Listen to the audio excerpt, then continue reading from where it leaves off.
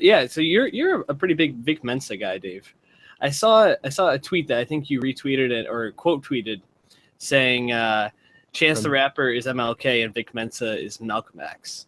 Yeah, it was from the DJ Booth review, and I thought that was like the perfect comp. So help me understand that. Well, so they're both childhood friends from Chicago. Always been repping Chicago. They used to kind of run the same, Chicago Click, Save Money. So they've always, collaborated and they came up together and stuff.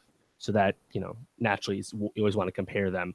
But where Chance always a very positive guy, right? And everyone loves his message, especially when he got a little righteous on Coloring Book, right? And Vic has always spoken out about the violence on South Side Chicago, just like Chance has. Police brutality. Vic talks about it all the time in interviews. He really likes talking about what matters, right? But if you listen to his album, the Autobiography, his debut album, you'll see that he's a lot more blunt and protesty about the same themes that Chance kind of, I guess, dances and preaches around, Okay, so it's interesting. Hearing you say that, I think that makes a lot of sense because, Chance can definitely come across like you think about a song like Angels, where he's kind of talking about like the effect you can have on a city, but he's talking about it as like, there's all these people who are awesome and great influences. But then Vic really does like, he gets into the muck of it. Like, what was it? I don't remember the exact song. It might have been Memories on 47th Street when he talks about like killing somebody, like, and then like seeing it on Instagram, and he didn't really want to do it, and like how he was dealing with it. It was like I was literally driving along, and I was like, "Yo, this is like, I need to like stop and think for a little bit because this is really hitting me hard." Listen to these lyrics. And it's not just that he's also like really big worldview. It's also a really personal album. Like Vic really gets into having suicidal thoughts when he was struggling with drugs since his blow up and prior to this album being recorded. So I think that's really good because people talking about suicide is not very common in rap. Also, he has the one song where there's 3 verses. One is his verse about the death of one of his friends. One is the verse from his friend's perspective in heaven. And the third is the verse of his friend's killer. And, violence is a big topic in rap, especially gangster rap, right?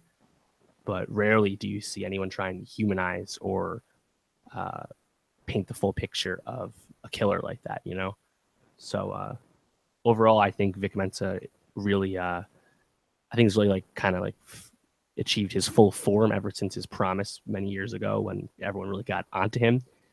And it's great that he released a project that matches how he carries himself in interviews and what he likes to talk about. I thought it was a good album. I didn't think it was a great album by any stretch. I agree with all of your points. He takes some unique perspectives. He worked with No ID, so like the production is pretty good on this. But some of the songs really just, I thought were kind of corny, or I don't know. Like basically, that "Rolling Like a Stoner" is the most Kid Cudi knockoff song ever. And I listening to his interview with Micah Peters of The Ringer, he basically acknowledges that like, yeah, the song sounded way too Cudi-ish, so No ID was like, oh, you changed this up. I still was listening to this like, did Kid Cudi give him this song? Was he just like, yeah, you throw this on your next album? It sounded just like a Cudi song. Also, the Home Wrecker, the Wifey and the Home Wrecker, I was like, this song kind of, I don't know. It was interesting, but it's weird. Meanwhile, OMG with Pusha T is a certified banger. So yeah, dude. Basically, the last like 3 songs, I was like jamming to. And I think that's when he gets the most meta on the album. Talk about like We Could Be Free, Rage, and then OMG to end it. I was like, it's a solid way to wrap it up. I think he's got a ton of potential. Yeah, definitely. And I think the point is that, I don't think it's an amazing album either. There's only a few songs I actually like to go back to, but the fact that he was taking risks, getting really lyrical, and also making a few songs that people want to bang their heads to, I think it's a pretty solid debut, especially for someone like him who clearly has had quite the journey in between coming up and actually getting his debut out there. So I'm pretty happy with it.